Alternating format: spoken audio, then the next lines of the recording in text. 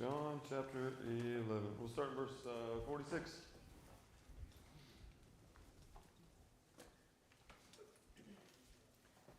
But some of them went to the Pharisees and told them what Jesus had done. So the chief priests and the Pharisees gathered the council and said, "What are we to do? For this man performs many signs. If we let him go on like this, everyone will believe in him, and the Romans will come and take away both our place and our nation." But one of them, Caiaphas, who was the high priest that year, said to them, "You know nothing at all, nor do you understand that it is better for you that one man should die for the people, not that the whole nation should perish." He did not say this of his own accord, but being the high priest that year, he prophesied that Jesus would die for the nation, and not for the nation only, but also to gather into one the children of God who were scattered abroad. So from that day on, they made plans to put him to death. Jesus therefore no longer walked openly amongst the Jews, but went from there to the region near the wilderness to a town called Ephraim, and there he stayed with the disciples. We've gone over in detail the raising of Lazarus from the dead, all right, and it's this unmistakable miracle that happened right outside of Jerusalem in what town? Bethany. It was performed in front of multiple witnesses right outside Jerusalem, and some of these witnesses go back to Jerusalem and they start talking to the Pharisees about what Jesus had done. And that is what sets up all of our discussion when it comes to John chapter 11, verse 46. So we need some context on this because we're a long way removed from first century Jerusalem. We're a long way removed from the hierarchy and the government of the Jews when it comes to Jerusalem.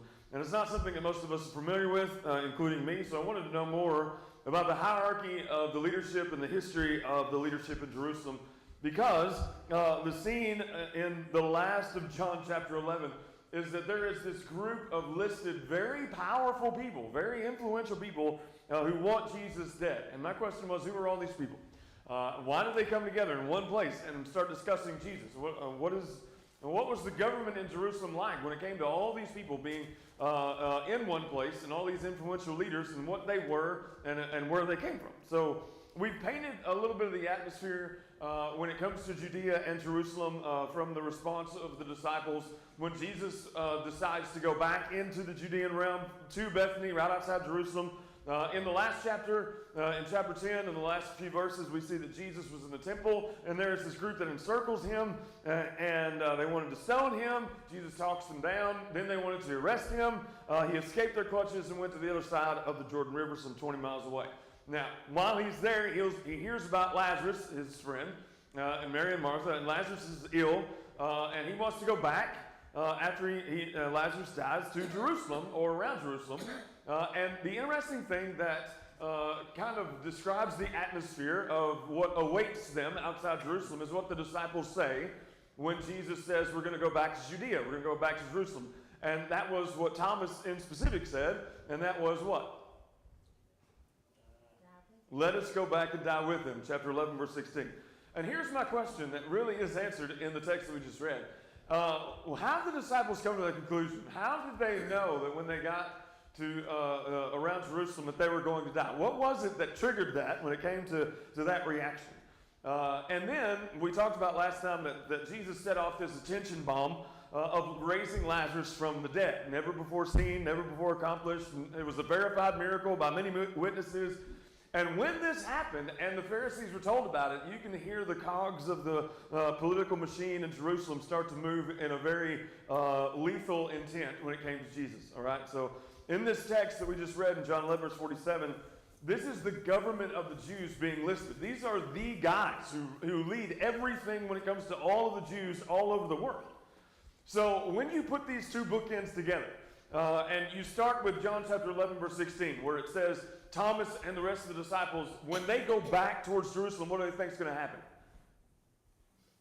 That they're going to be killed. They're going to die. Let us go and die with them. And then you come to John chapter 11, verse 53. It's a very ominous picture.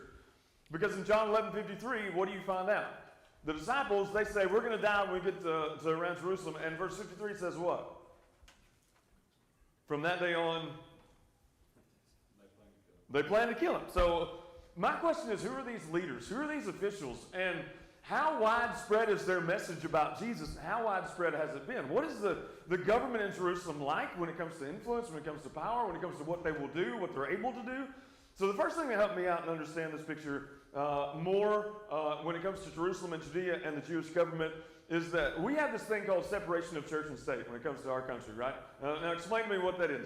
I mean, it's very, logical. Separation of church and state, what is it? If there's something going on in the government or something going on in this church and the government doesn't agree with it, what can the government do? Basically nothing, right? Because there's separation of church and state. They're not supposed to infringe upon the beliefs of those of the country. The Jewish nation was not like this, okay? There was no separation of church and state when it came to the government of Jerusalem because it was a religion. So all the people in power were the ones who were the religious power, okay? So we have this idea of government as someone who stays away from the religious decisions of life. In Jerusalem, it was the exact opposite. If you did not go along with what the higher-ups in Judaism told you to do, you were very much in trouble. So when we look at government, we're like, well, they enforce laws and they stay out of our way when it comes to religious things. But the people described in John chapter 11, verse 47 and following, they not only ruled over the religious activities of the lives of those who were in Jerusalem, they were also the rulers and the judges of the land when it came to government and laws. So, not only did they tell you what to do when it came to religion, they also told you what to do when it came to punishable by death. Okay? So, they were the ones who enforced religion, and they were the ones that enforced correction and instruction when it came to law and when it came to activity of everyday life.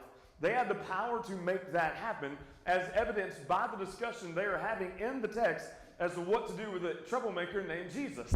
So they came together as this council, this influential group, and they were discussing what to do with Jesus. So, with that kind of as the umbrella, we get into the list of all the things, or all the categories that are in this group that are talking about Jesus. All right. First of all, who did these Jews go back and tell? The first group that you come to when it comes to this text. It's a group you're familiar with. The Pharisees. Okay. The Pharisees are a group that we have seen a lot when it comes to the discussion of the Gospel of John. And they are a group within the Jewish religion that have been around for a very long time. If you want to get down to it, they were around more than 500 years before Jesus when it came to the first century. Way back to when the Babylonians destroyed Jerusalem and the temple in 587 BC, 586. When the Jews came back from exile in Babylon, there was all this Gentile stuff that was happening in the land when they came back. And what the Pharisees were formed to basically separate all of that out. So if there was a lot of stuff that was happening in Jerusalem or around the temple when they were trying to rebuild everything, they were the ones who came in and said, no, you've got to get that out. Now this is 500 years, 5 centuries before Jesus, all right? And literally the term Pharisee means separatist or being separate. And that's what they did. They made sure that the worship of God was separate from everything else that was in Gentile territory. They made sure that everything that wasn't holy or sacred was removed from anything that had to do with worship. They were this group that was formed 5 centuries before Jesus who were very zealous about holy things, very zealous about sacred things, but they also developed what was called oral traditions that were passed down from generation to generation. And they added these traditions to the laws of God. They weren't in the laws of God. They added these traditions to the laws of God, which they then set up as law. For example, to go back what we talked about a few months ago, how does the law of God explain the Sabbath day? It's very short. You probably know it when it comes to the Ten Commandments. What is it? Very short. Remember the Sabbath day, keep it holy. And then there's this little explanation, little bitty explanation of the Sabbath day when it comes to the law of God. You shall do no work. That's it. That's all the law of God says. But then the Pharisees came along and they were asking a bunch of questions like, what does it mean to work? And they started defining all these things in their oral traditions that they were passed down. And we talked about something in particular that is mentioned in the New Testament, and that is that there was a Sabbath day's journey. If you ever wondered where that came from, the Sabbath day's journey was part of the oral traditions that were passed down by the Pharisees over generations and generations. It was nothing that was mentioned in the Old Testament law whatsoever. They said in their oral traditions that you could not go beyond 2,000 cubits on the Sabbath day. That was what they defined as breaking of the Sabbath day. So when you come to a Sabbath day's journey, when you come to Jesus' day, that was a Pharisee law. It wasn't the Old Testament law, and it wasn't the law of Moses. It was a Pharisee law. Now, the interesting thing is that whenever Jesus came across a Pharisee law, guess what he did? What he wanted to. Well, he did what he wanted to, but guess what he did? Every single time, basically, that you see Jesus, when it comes to some situation with the Pharisees, what did he do? There were these oral traditions that the Pharisees set up as law that were not in the law of God. So what do you think Jesus is going to do whenever he sees something that's not the law of God that you're trying to enforce? He's going to break it. Okay, and we go back to John chapter 9 and the healing of the man blind from birth. He could have healed that man on any other day. But guess what day he healed him on? He healed him on the Sabbath day. I wonder why he did that. Because the Pharisees are going to have a hissy fit when it comes to finding out they did something on the Sabbath day. Not only that, he scooped down in order to put something upon the man's eyes. Mud, spittle. That's the King James Version says, right? Guess what that was when it came to the Pharisees' oral traditions? It was work. You couldn't do that. Could Jesus have healed this blind man from birth just by, thinking about it or speaking? Absolutely. Why did he do that? I wonder why. It was the Sabbath day. And he bent down and he made spittle. He wasn't supposed to do that because the Pharisees said, in oral traditions, you're not supposed to do that. Then he made the blind man go to the pool of Siloam, which was a round trip, more than 2,000 cubits. So what did he cause the blind man to do? He caused the blind man to do something that the Pharisees said you could not do on the Sabbath day. So the Pharisees were this group of people who had a separate righteousness that was above and beyond what everyone else in the entirety of Judaism was all about. If you remember what they did when it came to their cupboard at home with all their spices, what did they do? Whenever they were supposed to give a tenth of something, they would go in and not only give a tenth of that, they would go in and they would do what to their spices?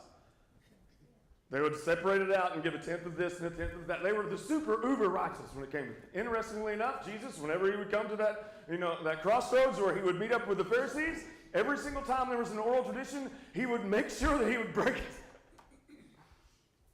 So, you have the Pharisees, uber righteous people, right? They were the creme de la creme when it came to, the Jews. Next group that's mentioned. We don't talk about this one as much. What was that? What's the next one mentioned in the text? You got the Pharisees, and then you got the... Chief priests. There we go. Chief priests, okay? So, in the text, it talks about the Pharisees being told, and then you have the chief priests, all right? And what amazes me about the chief priests that we don't talk about very often is how much evidence has been uncovered in archaeology around Jerusalem when it came to how luxurious of a life that they lived. And I forgot to put up one of the slides of these archaeological digs. It is amazing what their homes look like, okay? Absolutely amazing. Now, when you say the word mosaic, okay, what do you think of when you hear the word mosaic? Where is it? Windows.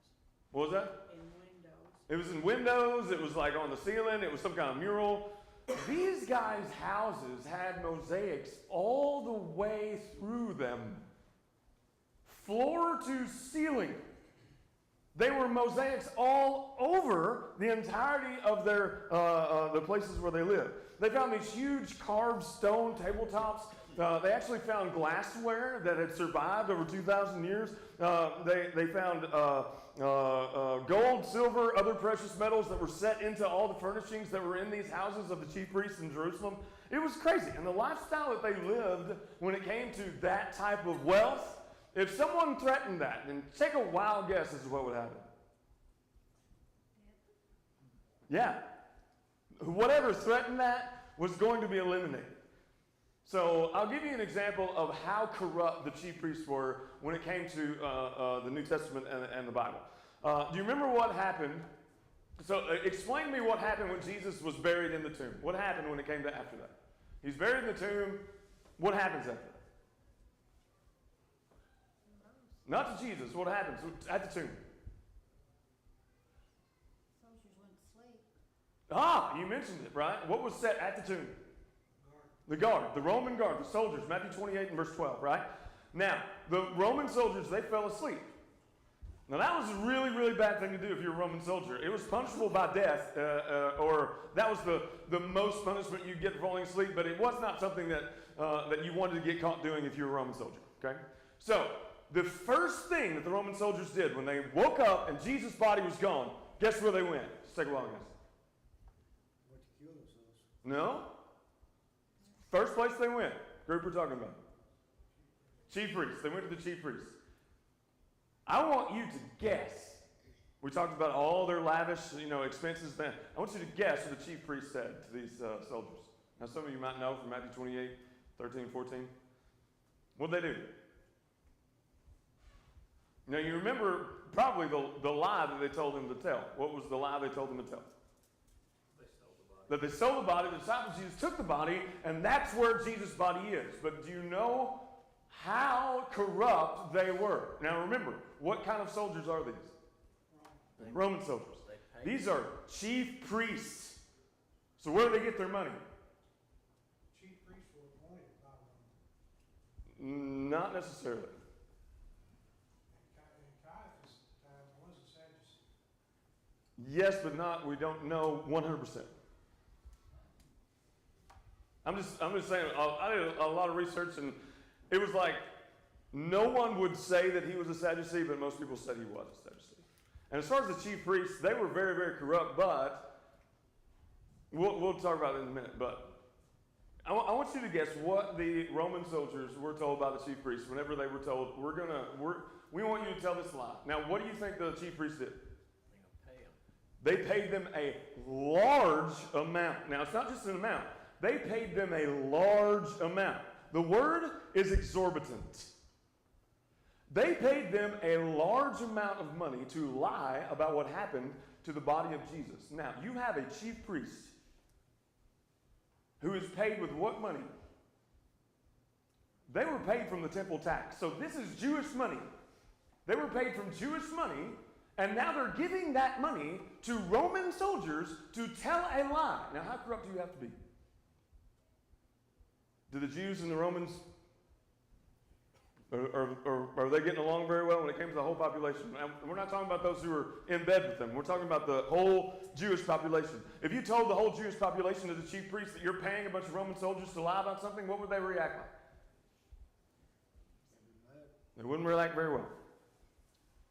So we've got the Pharisees, we've got the chief priests, and then we have the entire Sanhedrin council. Now, we've talked about this council before.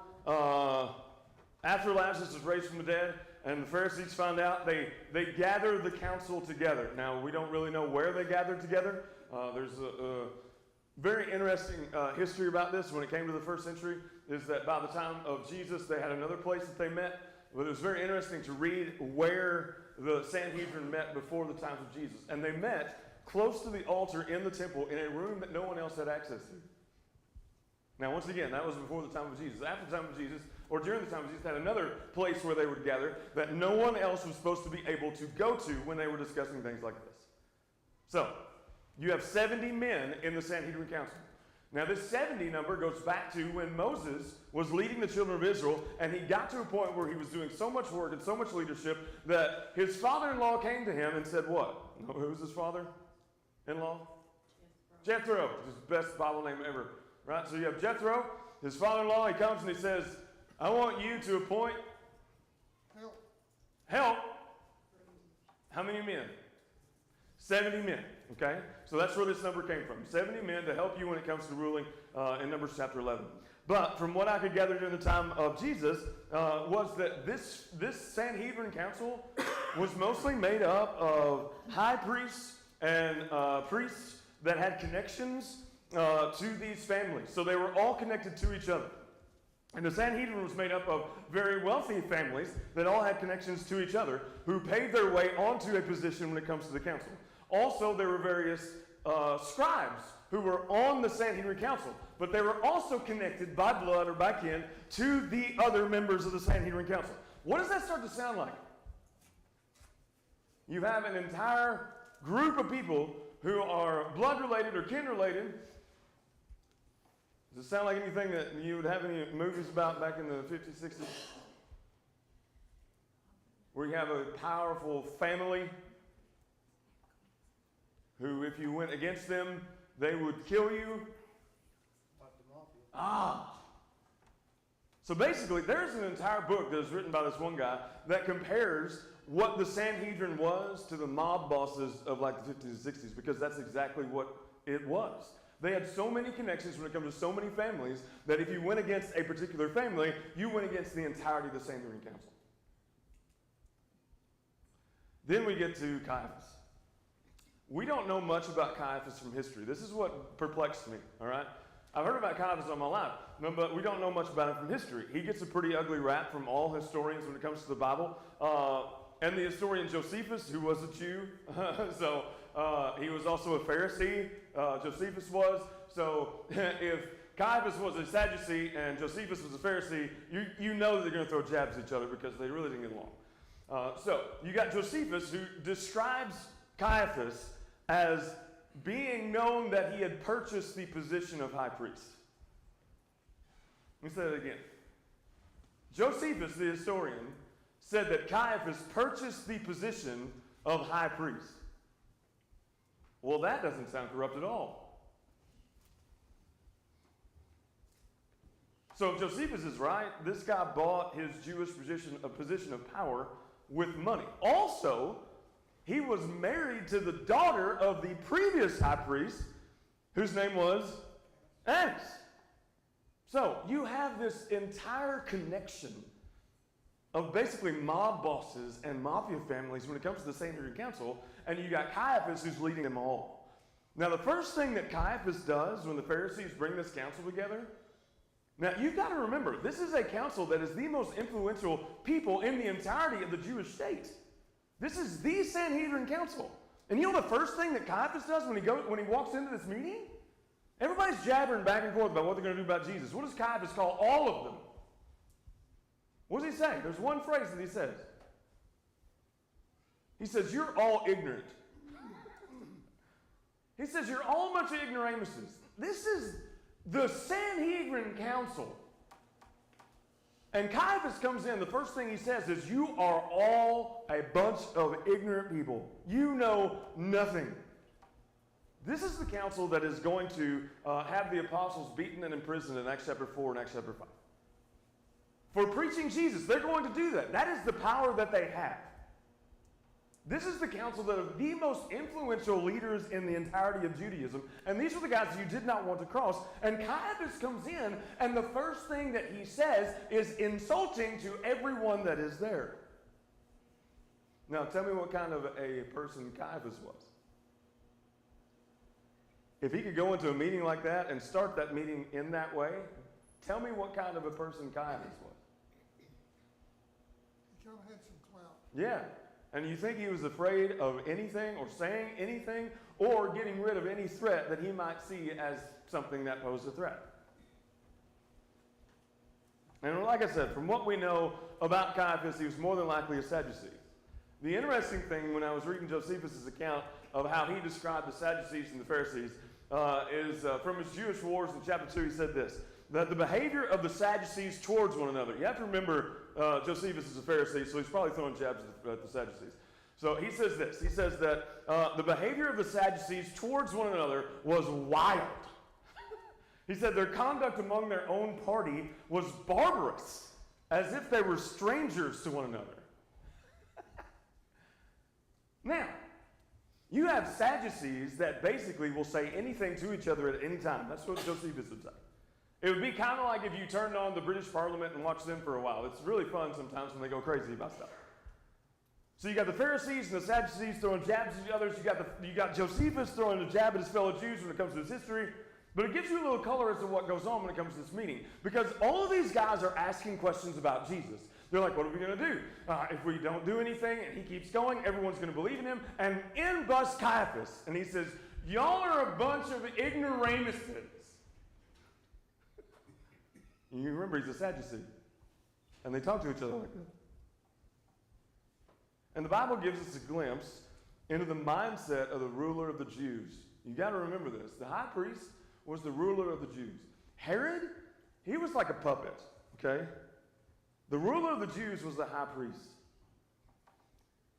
And what he is interested in is not what was right, but what was expedient.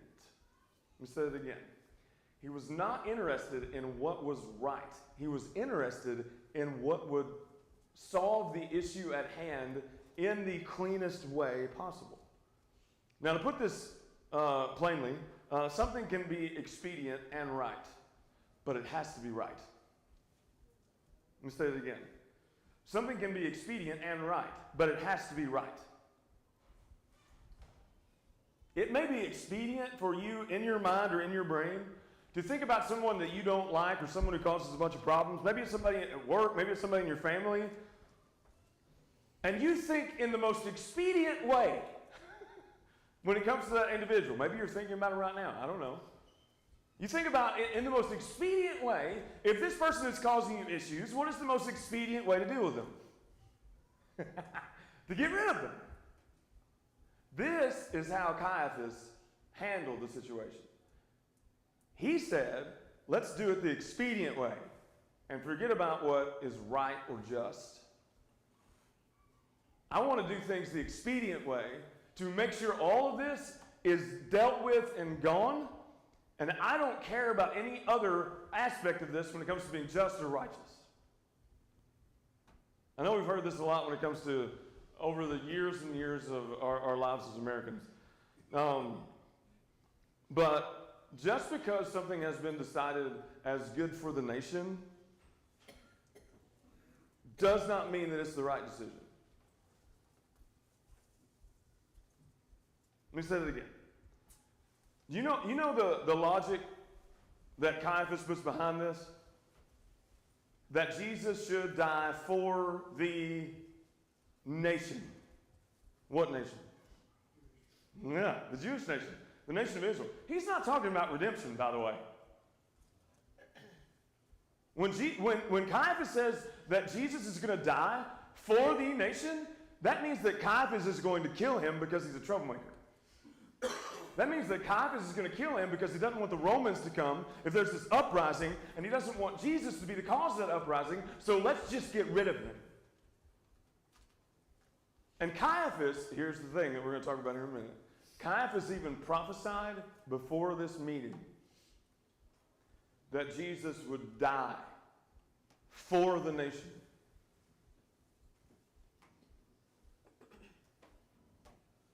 Let me say that again. Caiaphas, before this meeting ever took place, we don't know how long before this meeting, but Caiaphas, in that year, had said Jesus will die for the nation. But he thought he was preserving the nation. But the reason I want to bring that up is, and I want to say this till last, but anyway, the reason I bring that up is because what was the discussion that the disciples had before they ever got to Bethany? We're going to die.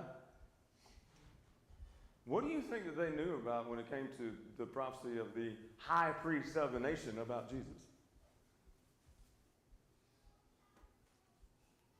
It would be exactly like if our president got on the State of the Union address and named by name some troublemaker that was causing all kinds of trouble when it came to us, and the president said, they will be dead by the end of the year.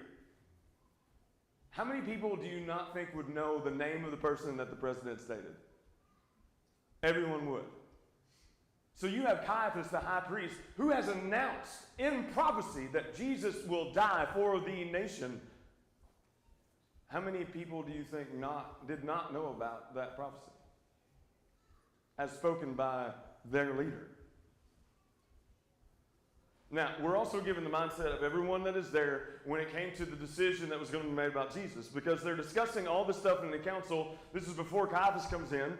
And what they are explaining is that if we don't do something about Jesus, the Romans will do what? They will come and take away our two things. Come and take away our place or our positions and our nation. It's interesting how they put that. That if something is not done about Jesus and there is this uprising that it takes place because of this, then the Romans will come and take away our place. Whose place are they talking about? It was the high priest's responsibility to make sure that the Jews stayed under control. Yeah. It was one of his jobs. Yeah. And he was definitely in bed. That was exactly right. Definitely in bed with the Romans. And the governor in Jerusalem, being there close, they knew if there was a problem, it got to the governor, then the governor would report it all the way back to Rome. And there's another aspect of this that I didn't get into, and that was that there was a trade route that went through Jerusalem around the Mount of Olives that was one of the biggest trade routes in Jerusalem. And whoever the high priest was controlled the trade route. I didn't know that. So whoever had control of the high priest and the high priestly office was in control of the treasury. So not only did Caiaphas buy that, when it came to the position, he also bought the authority that was over that treasury. So that basically all the stuff that was coming through there, he could tax and get all the money. So yeah, he was in bed with everybody. When it came to the Romans, when it came to the Jewish hour, he was in bed with everybody. So, but when it came to the council, who were they worried about? They were not just worried about Jesus. They were worried about what was going to happen with who? Themselves, but when it came to the Romans. Now, they were living under Roman rule. In the first century, Rome had conquered, all right, and still had conquered Jerusalem and the Jews, and they were a subdued nation when it came to living under Roman law. But they already had two strikes against them, basically. And they had riots, they had revolts, they had Jewish zealots, they had the Sicarii, who we talked about not too long ago, who were basically assassins who took out Roman leaders whenever they could, they took out Roman soldiers whenever they could, and they took out Roman sympathizers amongst their own people whenever they could. And if there was any riot, all right, when it came to any big uprising, when Rome came in, if that was a riot in which Rome came in, guess who they replaced? They replaced all of the positions of the people who had anything to do with not being able to subdue the Jewish people. All of them. Now, we're not just talking about the Jews here, we're also talking about our friendly neighborhood governor, who you would know as who? Who was the governor in Jesus' day? Pilate. Pontius Pilate. So you have all of these people who, if the Jews revolted and rebelled, or some uprising happened because of Jesus, they would lose everything.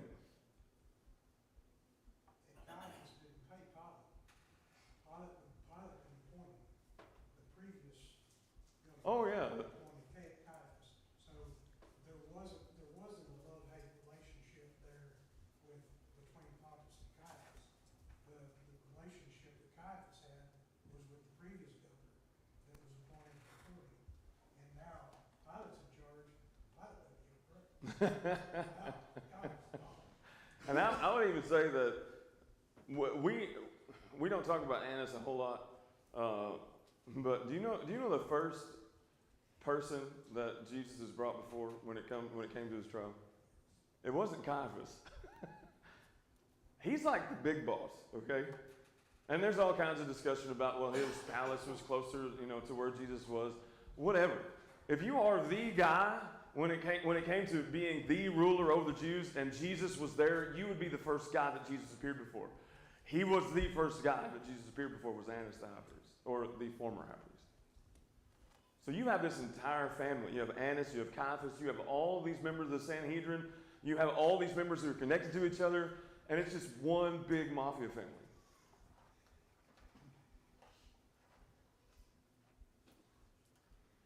Now, the other thing about this, and then we'll discuss some other stuff that you may have, but Caiaphas was not prophesying because he believed that Jesus was the Son of God. He didn't prophesy about the death of Jesus being the Savior of the world. Caiaphas was saying that because it was the most expedient thing for Jesus to die. And that was the whole situation. Because if Jesus died, then he thought, well, Rome wouldn't come. There would be no uprising. There would be no uproar in Jerusalem. There would be no rebellion to squash. There would be no one to take away their power. So if Jesus died and it never made it to the headlines, Caiaphas was speaking about something that was politically expedient, not what was just, not what was right. And if the unjust murder of Jesus avoided the Roman army coming to the temple and disrupting all the Jewish people, then it was a necessary evil, because the timeline is going to be given to you in the next paragraph. When Jesus goes to Ephraim and he spends that time in the wilderness, what day was very close? The Passover. Now, what happens at the Passover when it comes to the population of the Jews? It floods. From everybody who's coming on their pilgrimages from everywhere else to deliver their sacrifices and to, shed the blood of the Lamb. There's going to be so many people when it came to Passover that is what this meeting was all about. If Jesus is allowed to continue in the direction that he is going, there's going to be so many people that believe in him that when Passover happens, there will be a riot, and we can't have that. So from that time forward, what's the Bible say? From the time that they left that meeting, even before this, all the way back to John chapter 5, but by the time they left that meeting, what were their plans? They were going to kill Jesus. And they were going to do it very soon. And because of that, you have verse 54. Jesus no longer walked openly amongst the Jews. We already saw that if anyone saw where Jesus was, they were to report him to the officials so that they could arrest him. So that all this was in place. All this was going on, and the cogs were rolling when it came to getting Jesus to a place where he was vulnerable. But Jesus also knew that it was not yet time. But it was very close. So, any questions, comments? There's a lot that I did not know about the hierarchy of everything. It was fun.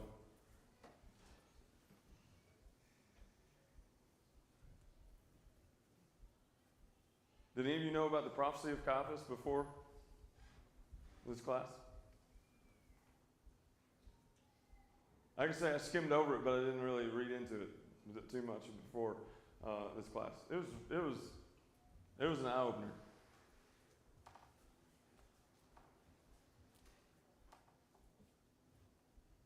No comments, questions? Too much to digest at one time?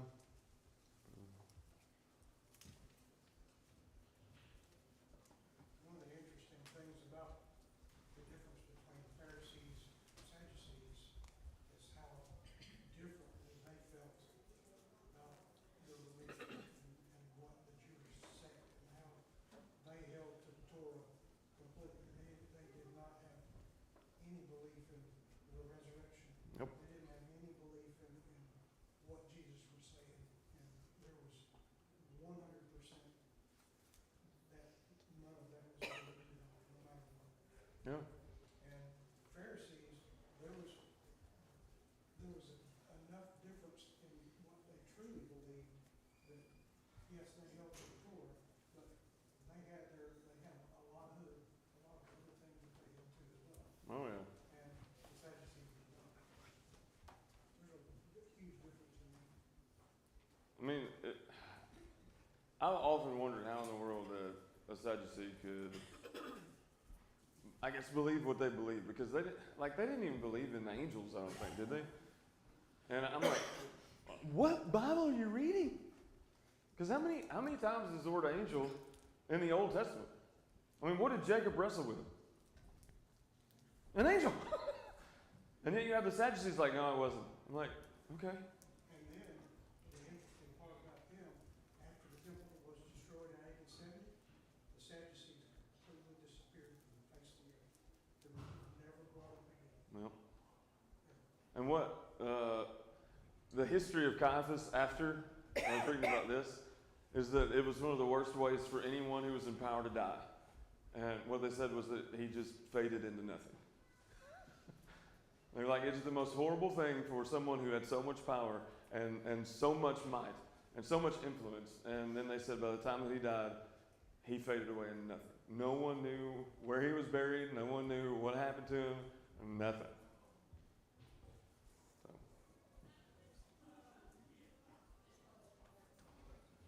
Maybe we'll get into another chapter next week. We've been in John chapter 11 for a very long time.